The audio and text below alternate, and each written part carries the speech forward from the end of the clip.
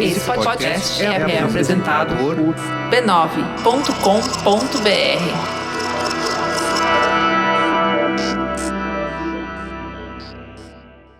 Antes de começar, é importante avisar. Esse conteúdo contém relatos de violência doméstica, que podem ser gatilho para quem já sofreu ou vivenciou abusos.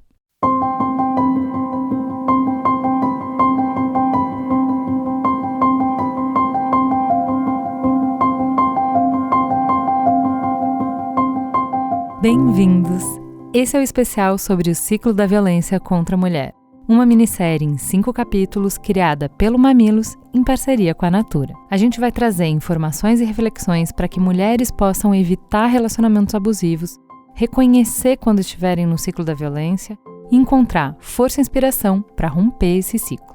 Para isso, a gente já passou por vários aspectos que cercam um relacionamento abusivo. No primeiro episódio, contamos 2 histórias reais de mulheres que se viram presas no ciclo da violência. Depois, falamos de cada uma dessas violências contra a mulher segundo a lei, e não a nossa opinião. E no último episódio, desconstruímos o mito do amor romântico. Mostramos que por trás das histórias que nos contam e dos valores que a gente escuta em todos os lugares, tem muitas formas de disfarçar quando o príncipe encantado está sendo o verdadeiro monstro em uma relação. Hoje, o nosso papo é sobre a noção de família.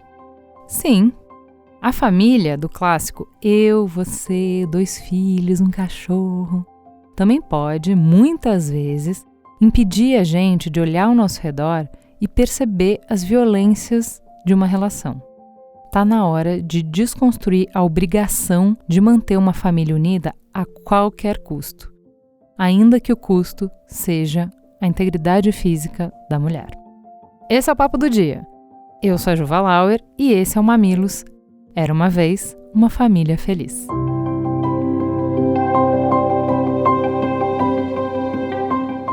Lá no primeiro episódio, a gente conheceu a história da Fran, que entendeu que estava sofrendo violência, foi para o abrigo com os filhos, recebeu cuidado, tratamento e acabou voltando para o marido.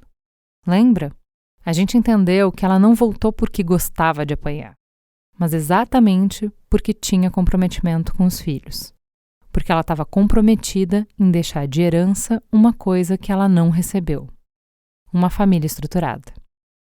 Mas será que crescer num ambiente violento, de medo, de controle, de terrorismo íntimo, é uma boa herança para as crianças? O que elas estão aprendendo? Que marcas que elas vão carregar? Para Fran e para muitos de nós, o que uma criança precisa para se desenvolver bem é de uma família amorosa. E isso quer dizer papai, mamãe e filhinhos na mesma casa. Quando a gente pensa em família, muitas vezes a gente está se relacionando mais com uma foto do que com um conceito, mais com uma estética e uma forma do que com uma função. A nossa jornada hoje é justamente refletir sobre isso.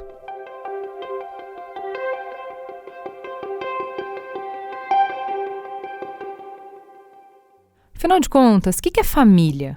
Para o dicionário, família é um amontoado de pessoas morando juntas. Para a igreja, família é aquilo que começa no casamento e vai até que a morte os separe. Para o Estado, é o começo de tudo.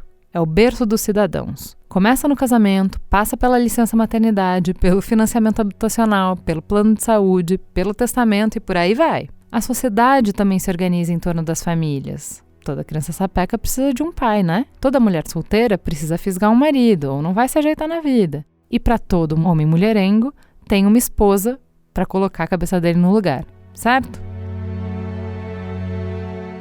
E fica a dúvida, como é que a gente chegou nisso, hein? A sociologia conta que lá atrás, quando começaram a se formar as primeiras tribos, era muito difícil encontrar o tamanho ideal de grupo para sobreviver. Se a gente vagava sozinho, éramos presas fáceis. Se a gente andava em grupos muito grandes, a gente se matava entre nós mesmos. Aí a gente foi criando várias formas de organização, inclusive uma que se constituía em torno da figura paterna, que tinha o homem como líder. As primeiras sociedades incorporaram o conceito e basearam-se na família para criar suas leis. O homem era o dono da família e a mulher uma propriedade, um produto que seria transmitido, ou melhor, vendido no casamento para constituir outra família. É aí que começa a se desenvolver essa visão de família como unidade econômica e política, de interesse da sociedade. Resumindo, família funciona como tecnologia social aprimorada há milênios. É uma forma que a gente se organizou para dar conta de cuidar das crianças, dos idosos, dos doentes, das necessidades básicas de sobrevivência, para dar conta de acolher os infortúnios da vida. Estou falando de desemprego, de acidente, mas também até de catástrofe natural, de ameaças. É a nossa rede de segurança mais básica. Família foi feita para organizar, para trazer segurança, para repassar cultura, tudo que a gente aprendeu, para agrupar as pessoas, para absorver o impacto de várias situações. Em suma, para ninguém precisar dar conta de tudo sozinho. Na teoria, parece uma boa ideia, vai? Funciona. O problema é justamente quando não funciona. Mais do que isso, o problema é quando não funciona e a gente não consegue enxergar, porque no script não tem alternativa. É isso aí, é o que tem para hoje. Família a gente não escolhe, certo? Se você assistiu a série Anne with an E, sabe do que eu tô falando. No show, uma menina fica órfã muito nova. Sozinha, ela fica descuidada, desprotegida e corre uma série de perigos. Olha a importância da família, não tô falando que é importante? Como é que a gente conserta? Começa a colocar ela em lares adotivos. Gente, é uma experiência mais assustadora que a outra. São abusos, traumas, é uma verdadeira cilada. É aí que começam a aparecer as falhas que eu tô falando. Porque não basta só ter um pai e uma mãe para a criança automaticamente estar segura, protegida e cuidada. Importa perguntar: de que tipo de pai e mãe a gente está falando? De que tipo de relações? De que tipo de cuidados? Entende? Vamos pensar no homem que jogou ovos na cara da sua companheira e depois arrastou ela pelos cabelos pelas ruas de Campina Grande, na Paraíba. Tudo porque o almoço, ora veja você, não estava pronto na hora que ele queria. O detalhe, ela tem só 14 anos. Está casada há 2 anos e tem uma filha de 8 meses. Mamãe, papai e filhinha. É uma família? Deveria ser preservada a todo custo? Que lar que a gente oferece para uma criança quando a casa está nessas condições? Me fala.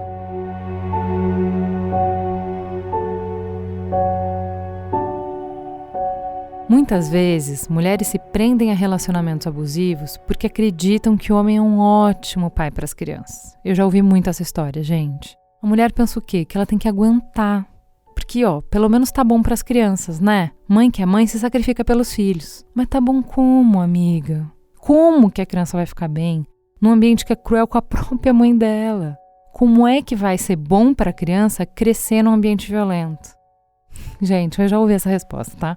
Ah, não, Ju, mas você não entende, eles não percebem, eu sofro calada, a gente não briga na frente deles, não tem isso, a criança nem sabe. A gente esquece que, assim como nós, as crianças estão o tempo todo tomando impressões do ambiente que elas vivem. Amiga, você acredita mesmo que os seus filhos não veem a violência? E eu lamento se a pessoa te contar que não é assim. O seu comportamento muda. A sua cara muda, a sua voz muda. A presença desse homem na casa muda tudo. Porque o teu corpo expressa uma linguagem o tempo todo. Expressa amor e expressa medo. Teus filhos percebem esse medo. Isso não faz bem. É muito nobre você querer se sacrificar em nome dos filhos. Infelizmente, os desafios da vida muitas vezes demandam que a gente abra mão das coisas pela formação dos pequenos. A pergunta que eu te faço é: o que você está construindo com esse sacrifício? Me fala. Não tem honra nem heroísmo em manter os filhos num navio afundando. Não tem. A melhor decisão pelas crianças é sim buscar o bote salva-vidas. O preço para manter a família unida não pode ser o risco à sua vida, nem à sua sanidade mental, muito menos a educação dos filhos. Porque isso é uma traição ao valor de família, gente, a tudo que a gente falou até agora, de por que família existe. de por que a gente se dedica tanto para construir uma família.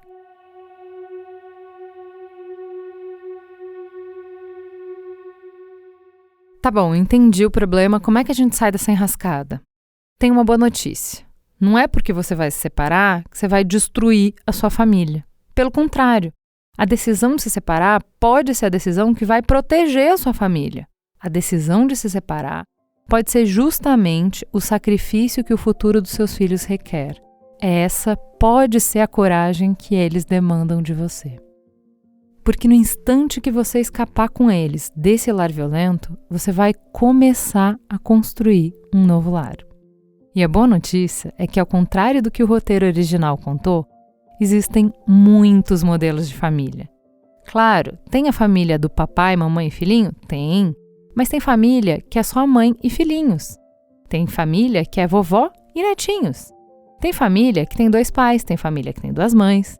Tem família que os pais já não são mais casados, mas seguem se dando bem e cuidando dessas crianças em casas diferentes.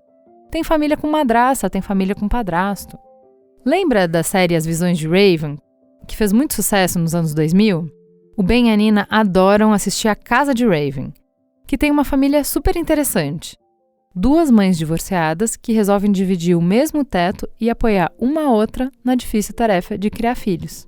E claro, gente, tem família que nem tem filhos, tem família de uma pessoa só, com gato e cachorro. O importante é que não tem um jeito melhor, um jeito superior, entende? Família não é só herança, não é só o laço de sangue. Então, o mais importante que o sangue é a escolha, é a construção dessa dinâmica que funciona, é construir essa rede de proteção, é criar conexões reais com um grupo de pessoas comprometidas em se apoiarem pela vida. É um laço humano, criado para proteger, para dar e receber amor. Família é escolha, família é atitude. Trocando em miúdos, aquela família que a gente tanto quer e que se esforça tanto para construir, não vai ser alcançada buscando a forma, mas sim a função desempenhada. Não é o hábito que faz o monge, né, amiga? É a dedicação dele ao serviço. Afinal de contas, vem comigo. Na hora de uma emergência na piscina do seu prédio, você prefere ser atendida pela vizinha, que é enfermeira e tá de biquíni, ou por uma pessoa fantasiada de enfermeira? Hein? O exemplo parece até absurdo, mas na família é a mesma coisa. Você prefere uma foto bonita no Instagram ou um ambiente saudável para as crianças crescerem?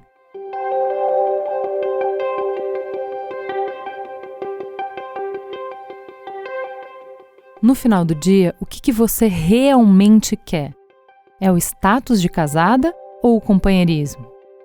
A gente tem tanto medo da solidão que às vezes demora para perceber que não só já está sozinha numa relação, como está resolvendo tudo enquanto carrega um fardo muito pesado, que suga toda a nossa energia. Chega uma hora que cabe a você escolher se vai interromper esse ciclo ou ensinar para os seus filhos a fórmula do medo.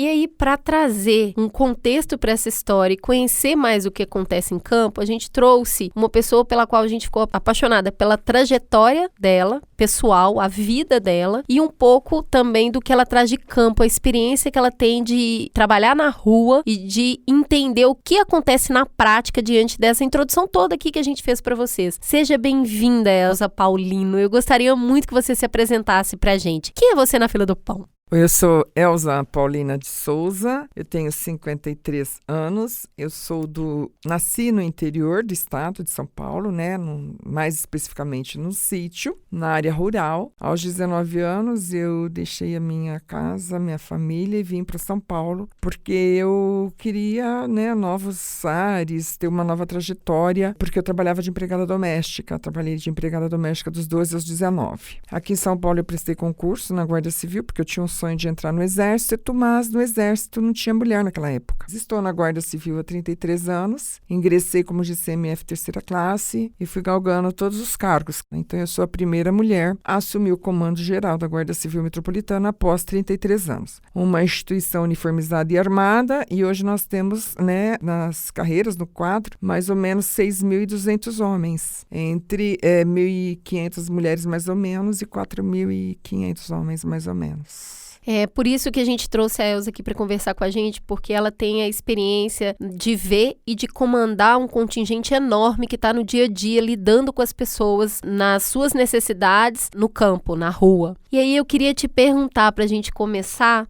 a gente acredita muito nesse conceito de família, que é o homem, a mulher e os filhos, como dado. É natural, sempre foi assim, gente. Exatamente. Sempre foi. E aí, quando a gente vai para uma esfera maior e bem mais antiga, a gente vê que isso faz muito parte da sociedade ocidental e judaico-cristã. Exatamente. Porque se a gente vai lá na nossa ancestralidade indígena, a composição da família não era essa. Não era essa.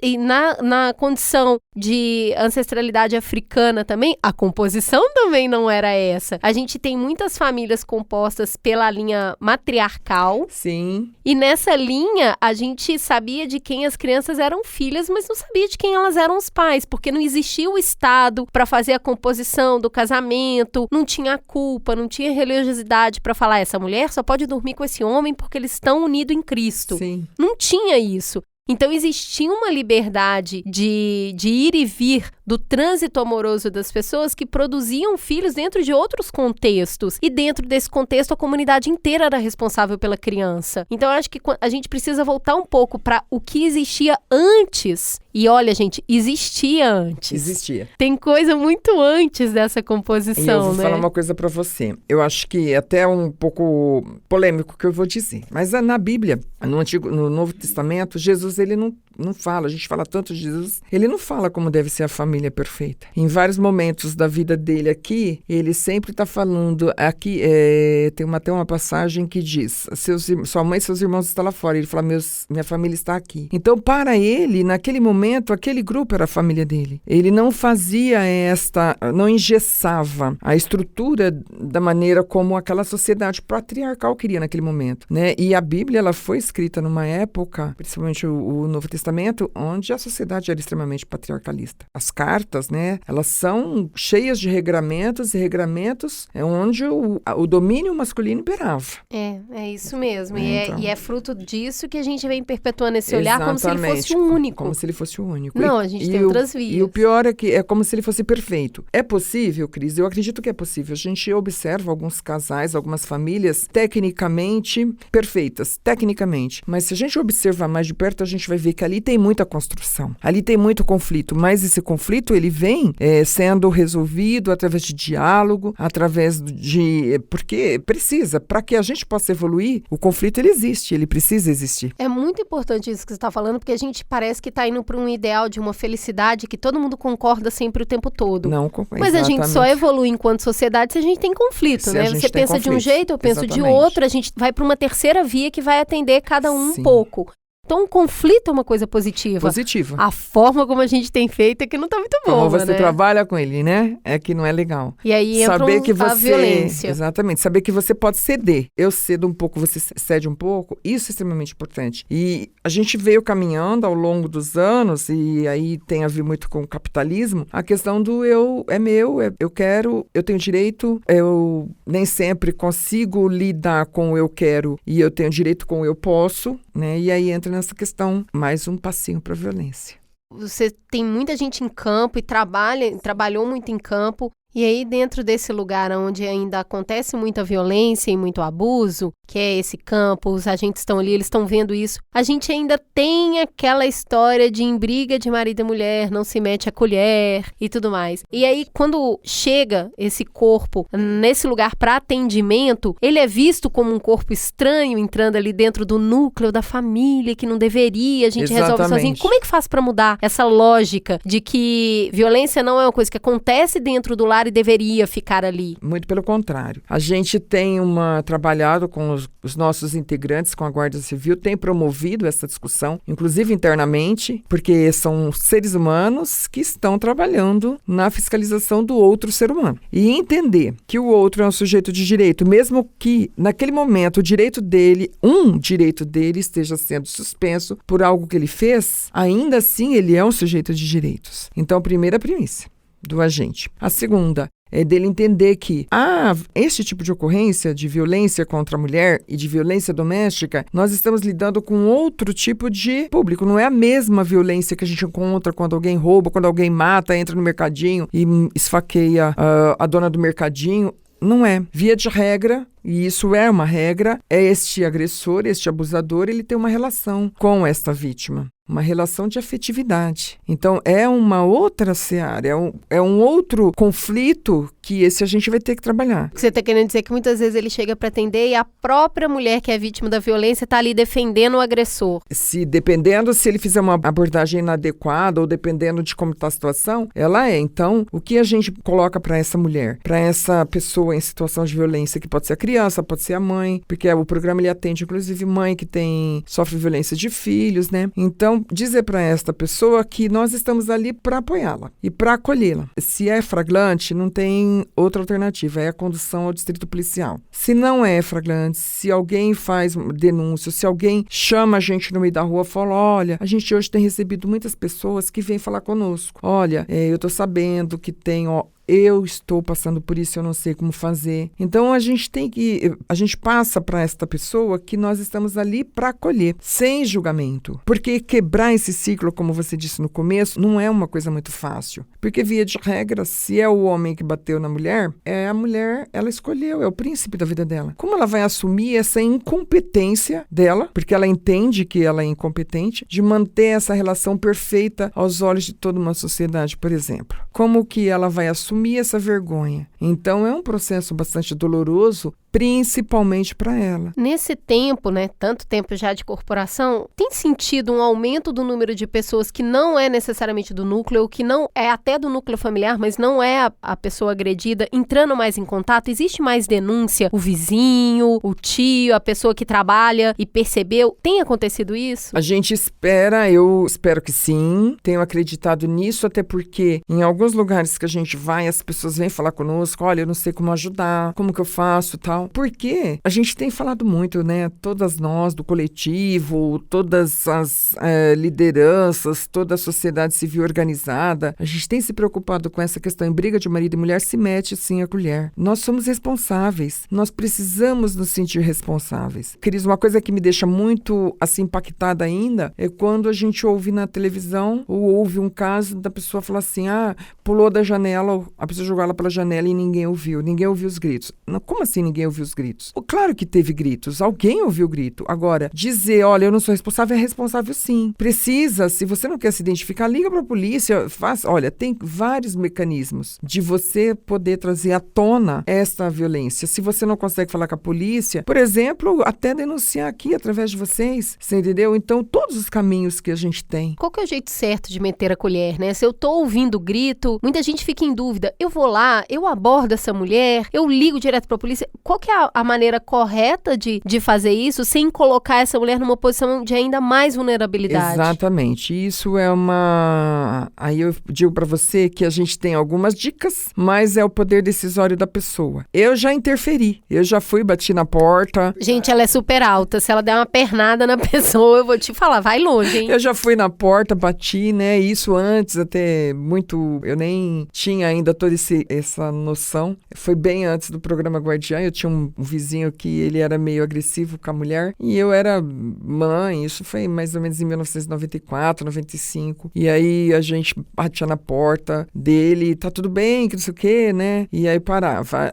A gente fica muito aquém, porque naquela época ainda ficava muito assim, você chama a polícia, você liga o 90 e tal, a pessoa não vai. Hoje é diferente. Hoje, se você ligar o 90, se você ligar o 53 na Guarda Civil Metropolitana, se você for fazer uma... Isso é diferente. Então, a possibilidade de atender independência de que todos nós hoje possamos assumir e fazer de fato a nossa atribuição legal, quando você é um agente da lei, ou quando você é um vizinho, ou quando no bar, por exemplo, que a gente vê muitas vezes a pessoa espancando a mulher e ninguém interfere, um monte de pessoas lá do lado, tem que impedir essa agressão, a não ser que a pessoa esteja armada, tá com uma arma de fogo, com uma faca, que fica mais difícil promover essa intervenção, então aí não tem jeito, tem que chamar a polícia, tem que ligar 190 e falar, olha, tá aqui, tá armado, tá com uma faca, tá ameaçando todo mundo. Se eu ligar hoje no 190 e falar assim, olha, eu moro na rua tal, no apartamento tal, e eu tenho escutado gritos com muita constância, minha vizinha aqui do lado, aí outro dia eu desconfiei porque eu vi o braço dela roxo, eu não tenho muita certeza, mas me parece que ela tá apanhando do marido. Se eu ligar e falar isso hoje, o que acontece? Então, aí o canal não é 190, o canal é 180 denúncia, que a pessoa tem que ligar e falar, olha, eu suspeito, porque a denúncia ela é anônima, para que aí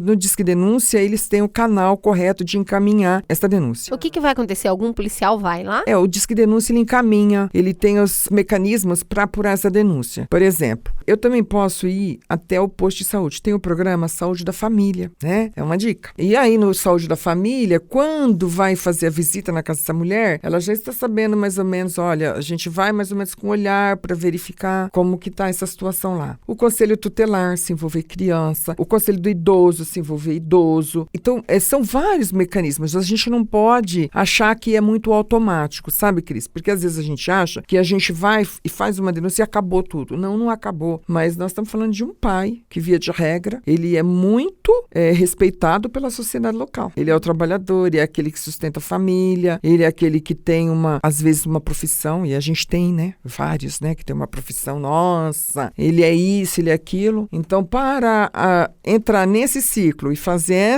esse levantamento, ele tem que ser feito com muita cautela, porque de fato você tem razão, posso colocar a vida dessa mulher mais em risco ainda. Tá certo. E pra gente encerrar, as mulheres que estão nos ouvindo, se existe uma mulher que tá sofrendo violência, seja ela física, emocional, patrimonial, psicológica, e ela tá com essa ideia de eu não posso sair daqui porque eu não quero destruir a família. O que você tem pra falar pra essa mulher? Eu digo a essa mulher, a primeira coisa que é pra ela olhar pra ela, cuidar dela. Que enquanto ela não estiver bem, ela não cuida do outro. Como que ela vai cuidar dos filhos se ela não está bem? Como que eu, doente, cuido de alguém para não ficar doente? Então, a primeira coisa que eu falo, e que eu falo isso para os guardas, é cuidar do cuidador. Eu preciso cuidar de mim para cuidar do outro. Eu preciso estar bem para ajudar o outro. Então, ela precisa olhar para ela e falar, eu preciso me cuidar. E como ela vai se cuidar? Procura um posto, procura o psicólogo, procura o grupo. Nós temos, se insere na rede. A gente não está falando aqui para ninguém se separar, mas se fortaleça. Porque a decisão, com segurança, com certeza virá. A manutenção ou não, aí a decisão é dela. Muito obrigada, Elza. Foi um prazer falar com você. É muita informação entregue de um jeito muito afetuoso e eu acho que é disso que a gente está precisando hoje. Eu que sou grata, Cris. Obrigada pela oportunidade. Obrigada por estar aqui e eu quero colocar à disposição a Guarda Civil Metropolitana nas redes sociais. Se alguém quiser falar conosco de maneira em apartado, também procure lá falar com a gente no Facebook da Guarda. Se você entrar também no jornal, na rede, você vai ver o nosso telefone. 153 é o telefone da nossa rede rádio. E tem também o Comando Geral da Guarda Civil Metropolitana, que fica ali na Rua General Couto de Magalhães 444. Temos várias unidades da Guarda Civil espalhadas pela cidade de São Paulo. Procure uma unidade da Guarda Civil Metropolitana. Diga que você gostaria de orientação, como você entra em contato com o programa Guardia Maria da Penha, com a comandante da guarda, que você será orientado. Nós estamos à disposição para dizer que sempre o acolhemos e sempre estaremos aqui e que juntas todas nós somos mais fortes. Quem não está em São Paulo, procure a Guarda Metropolitana da sua cidade, entenda mais sobre os programas de proteção à mulher. Isso. E que quentinho no coração que dá saber que tem gente tão capacitada e comprometida fazendo esse trabalho. Obrigada.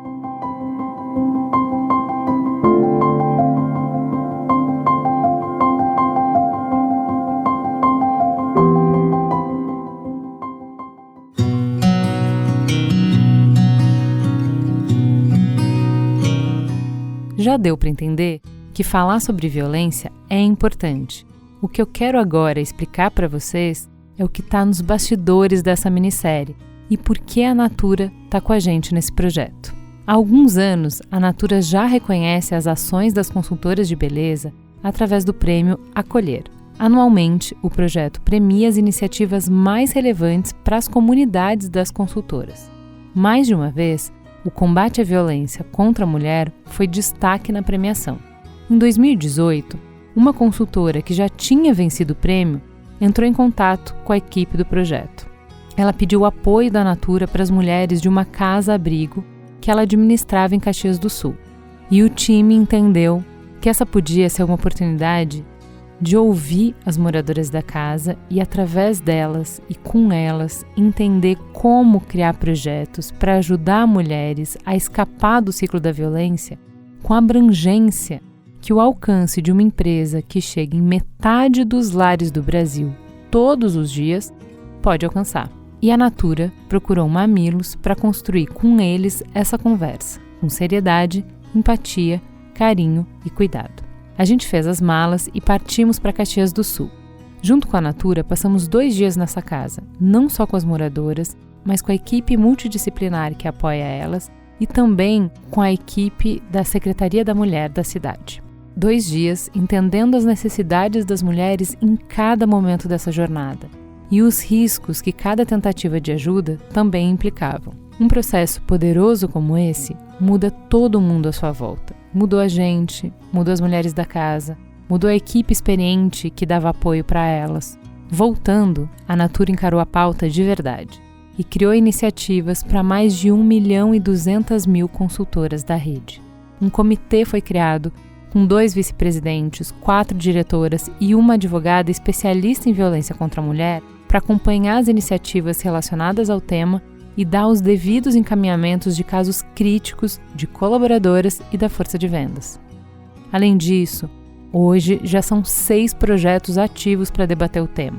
A gente entrou 2 vezes em mais de 40 eventos, que ocorrem na maioria dos estados do Brasil, e em média impactam aproximadamente 21.000 pessoas, em sua maioria mulheres. A Natura também documentou 160 denúncias na força de vendas. E hoje, eles têm 12 casos no programa de atendimento pessoal da marca. Foi a partir dessa experiência que eles entenderam que era hora de falar de violência doméstica para além dos processos internos e das colaboradoras Natura. Afinal de contas, não dá para ver e fingir que não viu. A Natura entende que apenas quando a gente está junto, a gente pode cuidar uns dos outros e que o mundo só fica mais bonito de verdade com indivíduos e relações fortes e potentes. E é por isso que a Natura tem orgulho de promover essa conversa para todo o Brasil através do Mamilos.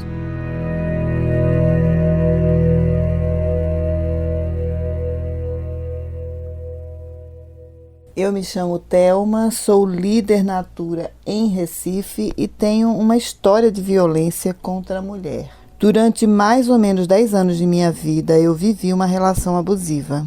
Tudo começou quando eu conheci um rapaz muito bonito, muito carinhoso, que me encantei e me apaixonei. Logo começamos um namoro onde ele sempre foi muito carinhoso, cuidadoso, atencioso comigo. Levei para apresentar a minha família, alguns gostaram, outros não, mas segui com meu namoro. Naquela época eu já tinha um bom emprego, estudava, fazia faculdade e ele não. E eu cobrei isso dele, mas ele se justificou dizendo que estava dando um tempo e que em breve ia voltar a estudar e procurar emprego. E continuamos. Ele nunca arrumou emprego e os empregos que ele arrumava, ele não parava no emprego. E aos poucos ele foi demonstrando, ciúme, aqueles pequenos ciúmes, que eu tinha que me justificar, mas depois a coisa foi aumentando e aí ele passou a me controlar, me monitorar, telefonar para mim a toda hora, ir para a porta do trabalho, ir para a porta da faculdade e a coisa foi se agravando. E aí começaram, as brigas, as discussões, onde tinha agressões psicológicas, emocionais. Depois veio uma agressão física. Um dia nós viajamos para uma praia, fim de semana, dentro de um ônibus lotado, eu derrubei sem querer um vidro de perfume dele que quebrou e ele ficou furioso. Sabe o que ele fez? Arrancou com toda a violência, um óculos que eu estava usando de sol e estraçalhou esse óculos, literalmente estraçalhou. Na hora eu fiquei meio que assustada, mas me contive, até porque eu estava com vergonha dentro de um ônibus lotado e resolvi falar com ele depois. Assim eu fiz. Ele se justificou dizendo que estava nervoso, pediu desculpas e que isso não ia se repetir. E eu desculpei. Mas depois vieram outras agressões. E eu sofri violência física, emocional, sexual. Então eu cheguei ao fundo do poço. Foi quando eu resolvi dar um basta, né, nessa traição que ele saiu de casa, e eu disse, não, o que eu vou fazer? Eu tenho que abrir para minha família, porque até então ninguém sabia de nada, desconfiava, mas eu negava, eu escondia, porque eu não queria preocupá-los, principalmente meus pais que já eram idosos, e eu achava que eu ia resolver, que ele ia melhorar. Mas aí quando eu vi que a coisa não ia se consertar, eu realmente abri tudo para minha família, fui muito bem acolhida e tive total apoio, me fortaleci. E aí eu digo, agora eu vou à luta, eu vou embora. Num local onde era para eu ser acolhida, eu ser reconhecida, ser cuidada, eu não tive nada disso. Mas hoje eu consigo olhar para trás e ver que eu superei. E ter um novo olhar sobre a vida.